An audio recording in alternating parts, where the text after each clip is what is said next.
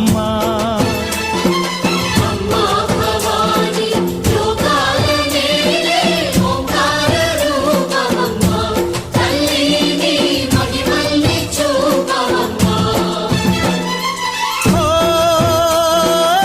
సృష్టికే దీపమా, శక్తికే మూలమా, సింహరథమే నీదమ్మా.